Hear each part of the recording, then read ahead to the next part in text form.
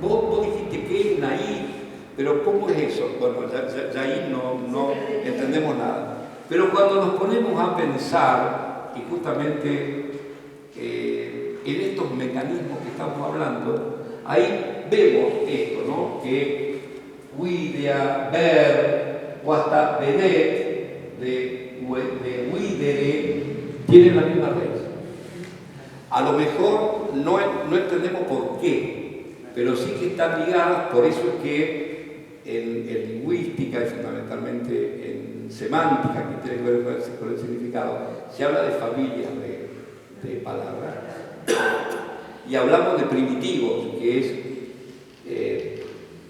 aquel elemento que es el primero. Ya no hay algo previo, digamos. No, porque de todos los otros, si nosotros ponemos prever o proveer, proveeduría, provisión, providencia, todos derivan de ver. Ya después de eso, claro, o encontrar algún otro origen que se podría ya, es mucho más complicado porque no hay registro. Tenemos que reconstruirlo de acuerdo con estudios, ¿no? A ver, dicho de otra manera, que lo hemos comentado ya, en algún momento los homínidos, es decir, los monos, tuvieron un proceso por el cual sirvieron, el aparato fonador se colocó de tal manera de emitir sonidos articulados. Por eso es que los monos hacen pero no articulan.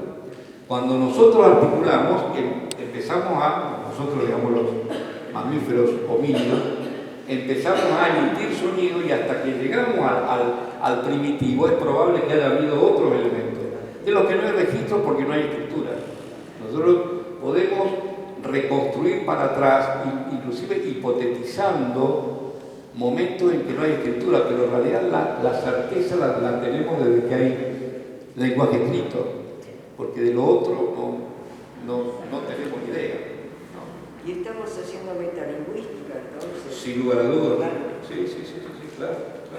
Porque estamos reflexionando sobre el lenguaje. Impresiona un poco la palabra. ¿Cómo? La palabra impresiona. No. Y, bueno, con los meta hay de todo. Hay, por ejemplo, metacognición, es decir, la cognición del propio proceso.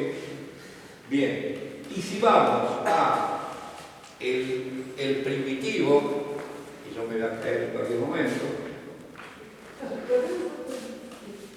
el primitivo, o si quiere, dentro de la primera forma del verbo, que es widere, encontramos video, o vídeo, como dicen los españoles, ¿no?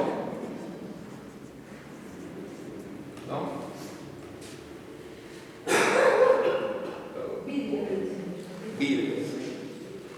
Y de ese vídeo tenemos que el vídeo se transforma en un término previo y encontramos, por ejemplo, videoclub, videoconferencia,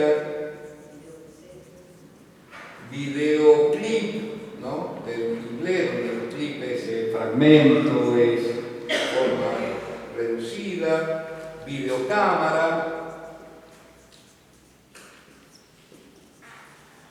¿no? Videoconferencia, inclusive con la pandemia, al menos en el registro nuestro, ya muy poco dicen por videoconferencia, sino que como pasa muchas veces, el término es reemplazado por la marca. Entonces la gente habla de Zoom, habla de Meet, que son las marcas, como en algún momento el Geniol, Purita por el apósito, Cinta Coach, en lugar de cinta adhesiva. Claro. Sí. Sacarina, hasta hace un par de años, ahora volvimos con el genérico y la gente dice edulcorante o edulco, dice, pero en realidad durante mucho tiempo el edulcorante era sacarina. Claro, bueno, con la videoconferencia pasa lo mismo. Ahora la gran mayoría dice, nos vemos por Zoom o no por Meet, o por video simplemente, ¿no? Así que de alguna manera se ha perdido eso, ¿no? Vamos a otro término, este es un término interesante, que también viene, pero nos llega del francés, de la raíz de huir, es decir, de lo que sería la forma del presente del verbo ver en latín. El término voyer, que obviamente viene de voyer, que en francés significa ver, y voyer, que también, claro, que también genera en español voyerista, significa espiar, aquel que se esconde para ver, para mirar. Está planteada como una manía compulsiva el hecho de ser un voyerista o el voyeur. Exacto, sí. Espiar. No sé si fue en los 80 o los 90 que hubo una tremenda polémica entre los directores de cine. Algunos que se consideraban directores voyeristas, es decir, filmar de tal manera con cámaras, con lugares restringidos, pero sin involucrarse en lo que estaba pasando. Muy contraatacados por los otros que decían no, todo director tiene que tener responsabilidad sobre lo que filma. Y también ahí saltó toda esta temática del punto de vista, es decir, como un mismo hecho cinematográfico, si yo veo 4 cámaras diferentes sobre el mismo hecho, estoy dando puntos de vista que coinciden o no. Claro. En la película Múnich, ¿se acuerdan del atentado? Sí. Spielberg pone sobre un hecho, me acuerdo que estaba una cabina telefónica de donde tenía que hacerse un atentado. Exacto. Y la cámara está puesta en la vereda, en un cuarto piso, desde un auto. Y cómo un mismo hecho se puede interpretar de distintas maneras. Claro, pero aparte se puede contar de distintas maneras, ¿no? Y acá es interesante lo que dice Marta, ¿no? De la teoría cinematográfica pasa a la crítica literaria y llama punto de vista, ¿no? Que llama el punto de vista del narrador, ¿no? Que fundamentalmente genera los 3 tipos de narrador: el testigo, el protagonista y el omnisciente, que es el que sabe todo, ¿no? Está tomado de la posición o el uso de cámaras en el cine, ¿no? Pero tiene que ver con esto, y que es interesante, ¿no?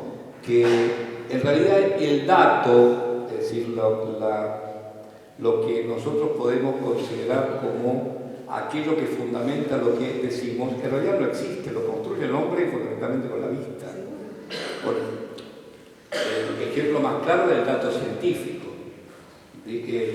Digamos, si nosotros tomamos, por ejemplo, una reacción química y decimos este líquido que es de color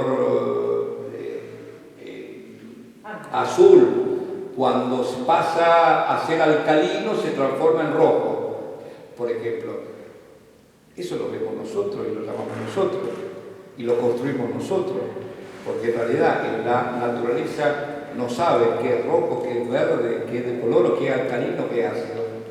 Digamos que lo estamos construyendo nosotros con la vista, y obviamente llega un momento, como pasa con el lenguaje, en que lo que nosotros construimos lo aceptamos todos por convención, porque si nosotros no aceptáramos con el lenguaje es más complicado porque lo heredamos, pero si nosotros no aceptáramos ciertas cuestiones, lo que tiene que ver fundamentalmente con la ciencia, sería imposible que nos comunicáramos.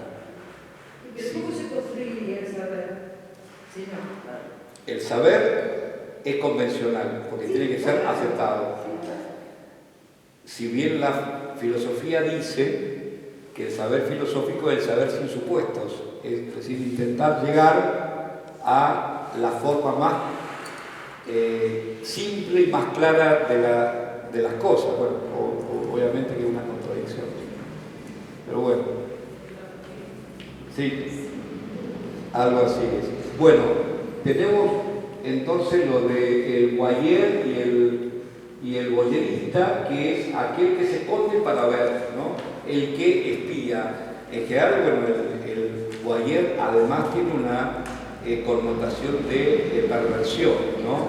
El hecho de intentar espiar, pero también, es decir, no solo por el gozo individual, que sería un gozo onanista, si quieren, sino también, fíjense, que también se da en el sadismo, esto que decíamos antes, el voyeur como el sádico goza con la visión porque objetiva al otro, lo convierte en su objeto. Es decir, que lo degrada como sujeto. De alguna manera volvemos a lo que dijo Sartre, ¿no? En esa relación en que uno busca objetivar al otro, el voyeur desde la protección de que no es visto, ve o puede mirar, digamos. En el caso del sádico, goza produciendo dolor, produciendo pánico o lo que sea, digamos. De todas maneras, también desde una perspectiva psicológica, de la misma manera que el cazador es cazado por la presa, es decir, el cazador al poner todo su libido en obtener la presa, vive por la presa. Entonces, por eso, cuando uno caza, en realidad es cazado también. De la misma manera, el que observa, escondido, el que está espiando, es construido por aquel al que espía y al que está intentando cazar. ¿Por qué? Porque si no existiera el otro, él no tendría razón de ser. Claro, por eso. Lo que pasa es que el proceso de dominación es dialéctico. Víctima-victimario es tan dialéctico que hay veces que se transforma en un juego. Sí, y muchas veces el dominado domina al dominador. Por eso digo que es dialéctico, ¿no? Hay un filósofo que se llama Baudrillard, que tiene varios textos sobre la dominación y todo lo demás, y uno muy bueno que habla sobre el donjuanismo, es decir, el proceso de seducción. El texto se llama De la seducción, de hecho. Lo aplica a la política, yo he leído. Sí, también. O sea, como la seducción es parte de la adaptación política. Tal cual, tal cual. Y Baudrillard dice algo muy interesante, que es que el gran poder del seducido o del dominado es decir que no.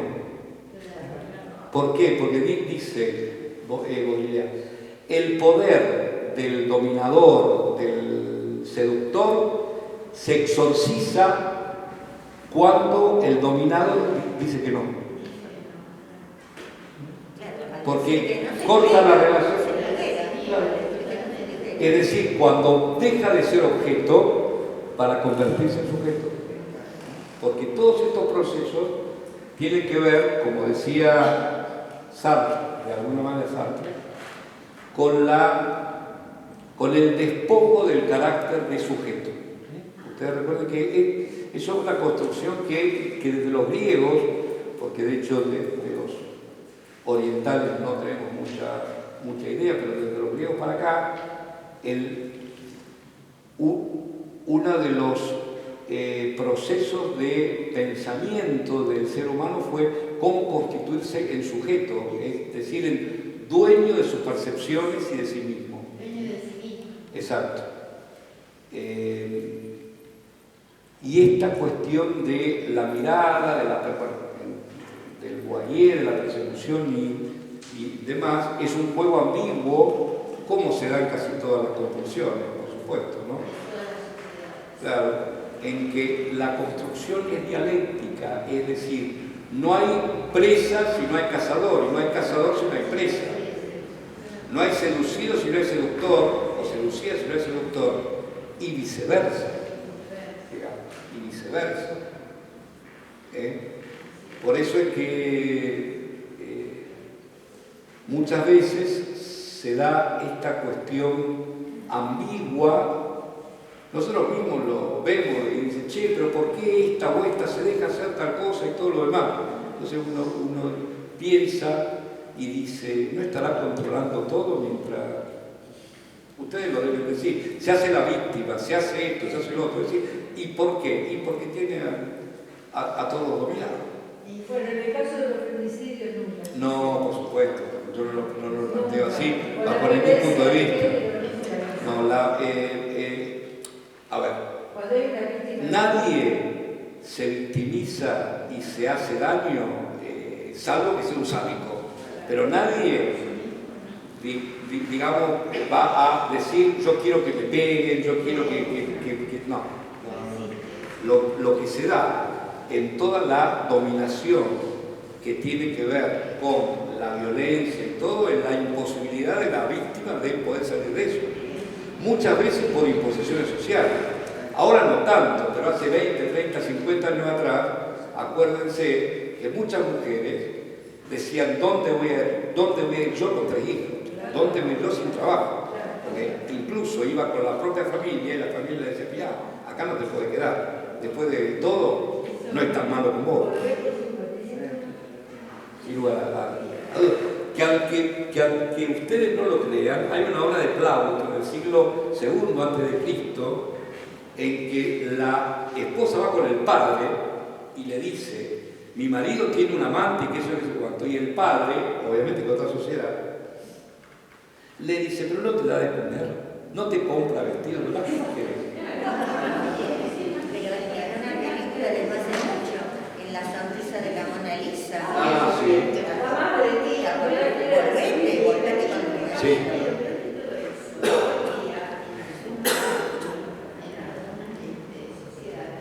Eso sigue existiendo actualmente. Sí. Porque el dominio, digamos, de la construcción de familia o por conceptos de vida o religiosos y demás, eso sigue existiendo, donde no se puede, por ejemplo, una persona pensar si no es dentro de la base de la religión de uno o la teoría, digamos, Sí, sí, sí. que piensa la familia. Y eso es el dominio total, es el dominio total del segundo elemento. Y sobre Sí, sí, todo sí. que siempre va perdiendo la mujer.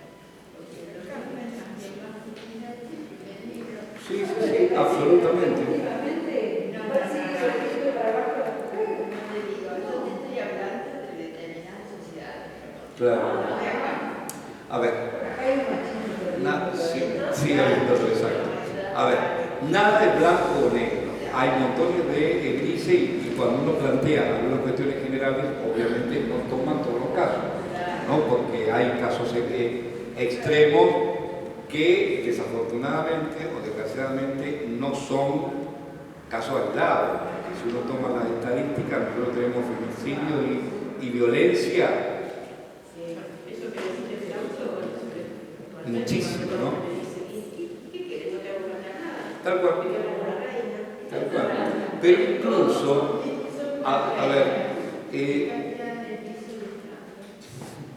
decía Freud que el chiste es una liberación del inconsciente. Eso muchas veces cuando yo doy clase o algo y planteo estas cosas que tienen miles de años, y algunos se ríen o algo, pero yo digo, a ver, paren. Ustedes no hacen un chiste diciendo, por ejemplo, mi esposa dice que quiere más espacio y la agrandé la cocina. Y me miran, digo, bueno, el chiste es la liberación del inconsciente, muchachos. Es decir, nosotros vemos o escuchamos y ahí vamos a saber qué pensamos inconscientemente, ¿no?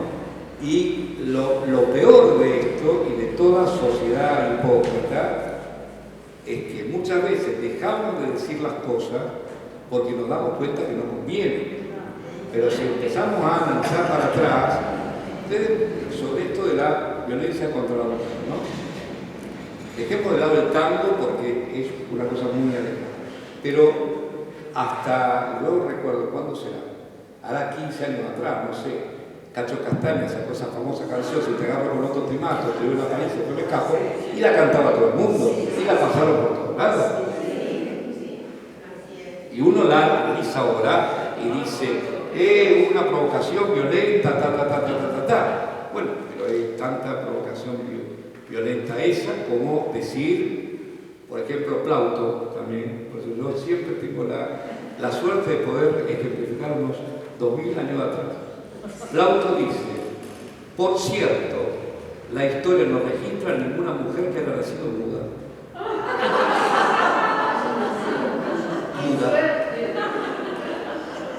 ¿Y qué significa eso en esa época y ahora?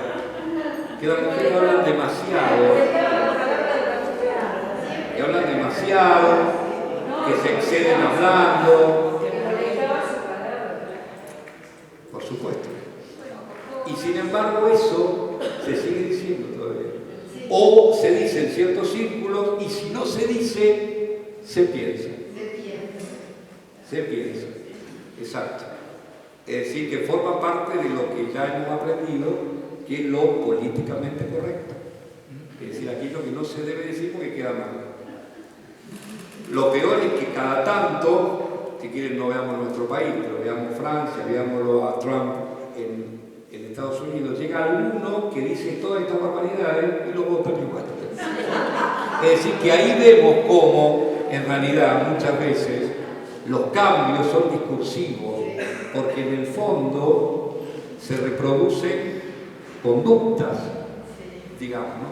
Por eso es tan bueno, de la misma manera que hacemos con las palabras, muchas veces frenar y decir, a ver, pero analicemos un poco esto, ¿no?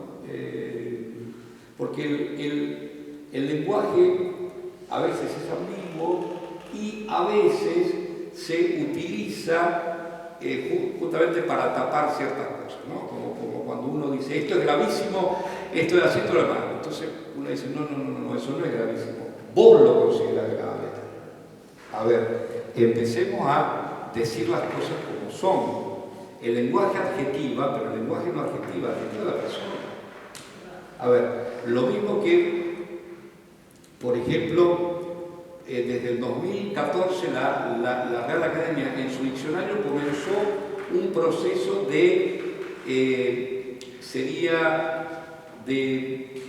si quieren, bueno, para sacar todas las imágenes que iban contra la mujer. Y ustedes me van a decir, ¿el diccionario?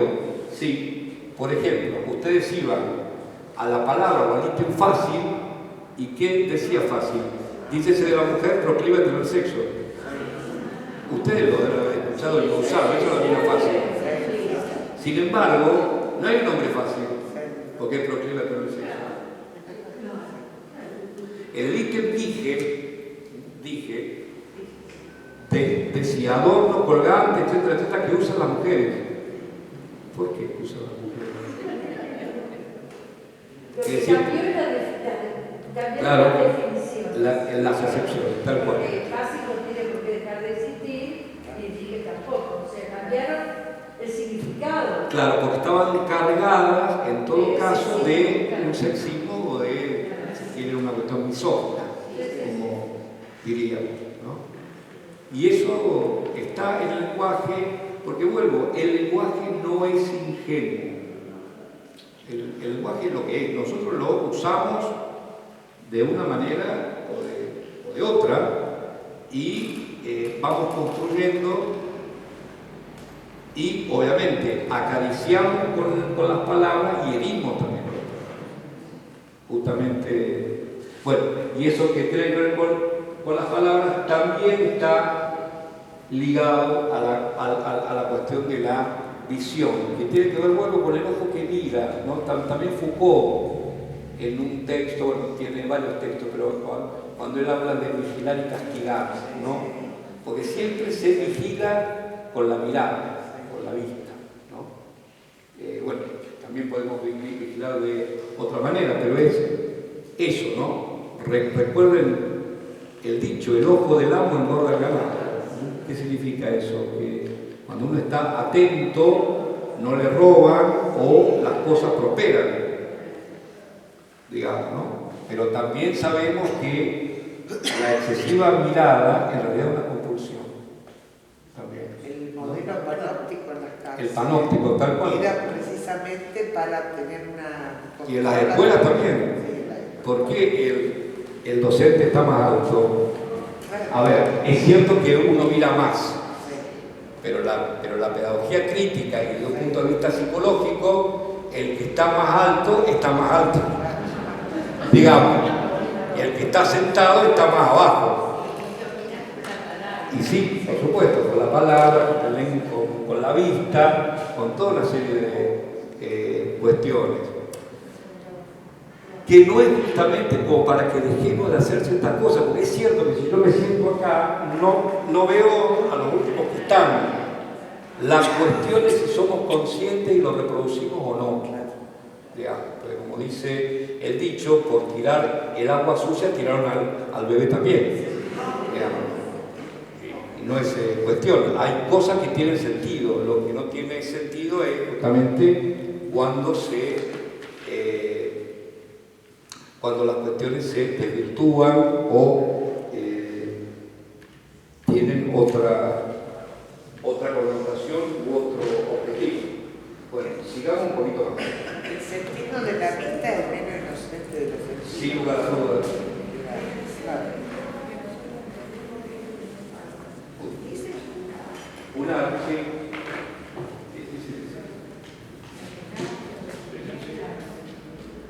Hay un señor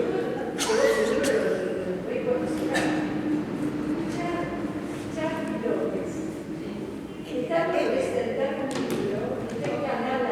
Ah, mira vos. Ah, sí, la historia de En los espacios publicitarios, es muy gracioso. Somos lo que decimos. somos lo que decimos. Es muy gracioso porque, por supuesto, elige palabras que despiertan una sonrisa o un doble sentido, y si no hace referencias latinas y griega como vos, pero realmente el tipo explica de dónde viene cada expresión o cada palabra. Es que hay muy interesante. hay mucho como expresión. Sí, como expresión. Y tirar la chaqueta. ¿te acordás? ¿Por qué decía eso? Yo tampoco, ahí lo aprendí. Es que hay muchas cosas, inclusive cosas que se van pasando y se van deformando. Por ejemplo, mi tía decía dos cosas cuando quería decir algo del pasado. Decía en los tiempos de María Castaña y decía también en el tiempo de la crema Ponce. Que yo cuando la escuchaba decía Ponce, será un apellido. Y después, con los tiempos vi que decía Ponce, y ahí caí. Pero en realidad lo de María Castaña tiene que ver con una especie de bandolera que tenía todo un grupo que asaltaban en el centro de España y demás, que llamaba María de Castaño. Y eso se fue perdiendo y quedó el término de que obviamente se pierde el referente. Hay referentes que nunca van a tapar nunca. Esperemos que no. Por ejemplo, si yo digo el que esté libre de pecado que arroje la primera piedra, el que arroje la primera piedra es bíblico. Entonces, como está en la Biblia, se presupone que no se va a perder. Pero hay otras que se van modificando o se pierde el referente. Tiene que ver con esta herramienta. O, sí, perdón. Sí, pero es un remedio, exacto. Es que no hay más remedio, exacto. Que no tiene remedio. Bueno, no hay tutía, ¿sí? Sí. Sí. ¿Ustedes saben cuál es el origen de decirle a los policías botón?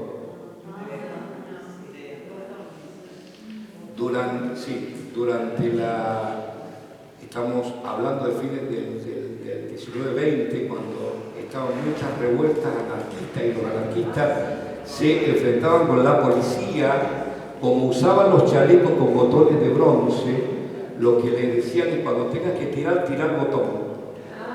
Porque así te aseguraba que le daba al cuerpo. Entonces con el tiempo quedó botón como el policía, y como el policía es el que denuncia y todo lo demás, quedó el botón y botonear como denunciar o decir algo que no corresponde. Ahora los muchachos dicen, los chicos, los pibes chorros, así dicen la gorra. La gorra también, bueno, exactamente igual. Con la gorra es más claro, porque ya usan gorra de Y ahora que está el término nuevo, incardear. carne. Que le sacó la flojera a la incardeada. Y es así, le sacó la cosa, la palabra nuevita. Bueno, vamos a ver si terminamos con los verbos latinos y dejamos para la próxima, porque me quedé sin batería, no sé qué hora es. Estamos bien. 4 y media. Perfecto. Estamos bien. Bueno,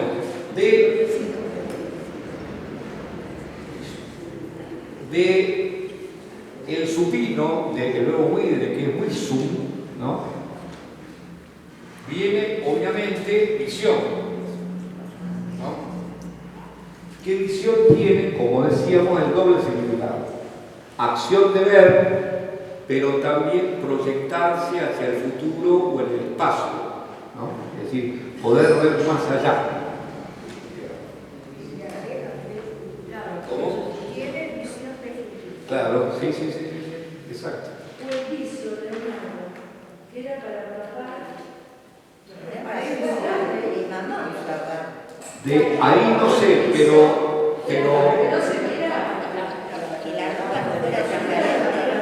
visera y el francés vis-à-vis y visage tienen que ver con ver y con rostro, siguiendo que la parte con el todo. Es decir, cuando uno dice vis-à-vis, que o tête a tête, también significa cara a cara, cabeza a cabeza, uno frente al otro, ¿no?